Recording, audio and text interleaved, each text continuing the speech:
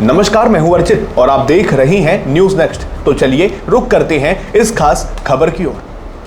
बिहार विधानसभा चुनाव 2025 का माहौल अब जोरों पर है और आज तारापुर सीट से एक बड़ी राजनीतिक हलचल देखने को मिली है।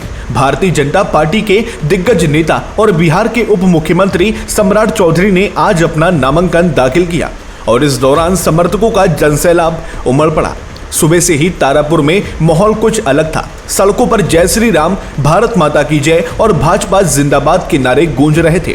हजारों कार्यकर्ता अपने नेता सम्राट चौधरी के स्वागत में फूलों की वर्षा कर रहे थे। पूरा इलाका भगवा रंग में रंगा नजर आया। सम्राट चौधरी ने अपने समर्थकों के साथ तारापुर अनुमंडल कार्यालय पहुंचकर नामांकन पत्र दाखिल किया। इस मौके पर कई वरिष्ठ भाजपा नेता, जिला पदाधिकारी और कार्यकर्ता मौजूद रहे। नामांकन के बाद मीडिया से बातचीत करते हुए उन्होंने कहा, जनता के आशीर्वाद से भाजपा इस बार तारापुर से ऐतिहासिक जीत दर्ज करेगी। उन्होंने ये भी कहा कि प्रधानमंत्री नरेंद्र मोदी के नेतृत्व में बिहार में विकास का नया अध्याय लिखा जा रहा है और तारापुर को भी उस विकास यात्रा में शामिल करना उनका संकल्प है। विपक्ष पर निशाना साधते हुए सम्राट चौधरी ने कहा, जिन लोगों ने बिहार को सालों तक पिछलेपन में रखा, अब वही जनता को गुमराह करने की कोशिश कर रहे हैं, लेकिन जनता सब देख रही है। उन्होंने कहा कि भाजपा का लक्ष्य है सेवा, सुशासन और सबका साथ, सबका विकास। नामांकन के दौरान प्रशासन ने सुरक्षा के कड़े इंतजाम किए थे। समर्थकों की भारी भीड़ को संभालने के लिए अतिरिक्त पुलिस बल तैनात किया गया था, लेकिन बावजूद इसके पूरा तारापुर भाजपा कार्यकर्ताओं के जोश से गूंज उठा। बता दें कि तारापुर विधानसभा सीट पर इस बार मुकाबला बेहद दिलचस्प होने वाला है। सम्राट चौधरी जैसे वरिष्ठ नेता के मैदान में उतरने से राजनीतिक सरगर्मी और तेज हो गई है। अब देखना यह होगा कि क्या भाजपा यहां से एक और जीत दर्ज कर पाएगी या फिर विपक्ष कोई बड़ा उलटफेर करेगा। फिलहाल नामांकन के साथ ही बिहार चुनाव में भाजपा ने अपने अभियान की शुरुआत धमाकेदार अंदाज में कर दी है।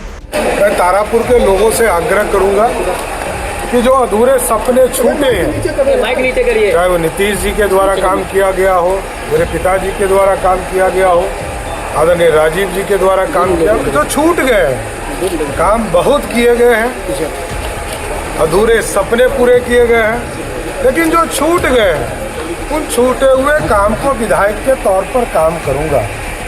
बिहार के विकास के लिए एनडीए को एक एक सीट सभी पार्टियों को मिलाकर जिताने का काम बिहार की जनता करे और बिहार में जो अधूरे सपने लगातार 20 साल में नीतीश कुमार जी ने बिहार को समृद्धि की ओर ले गए। 6,000 करोड़ का बजट 3,17,000 करोड़ के बजट की ओर ले जाने का बिहार समृद्धि की ओर है, आर्थिक रूप से विकास की ओर रास्ते पर।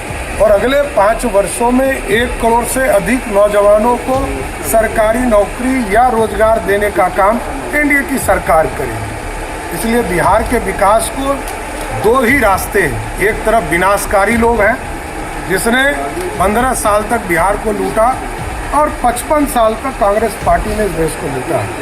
एक तरफ नीतीश कुमार जी जिन्होंने विकास के कार्य को गड्ढे से बिहार को बदलकर एक समृद्ध बिहार बनाया और नरेंद्र मोदी जी का डबल इंजन की सरकार जब से चल रही है, बिहार आर्थिक रूप से, सामाजिक रूप से क्रांति कर रहा है।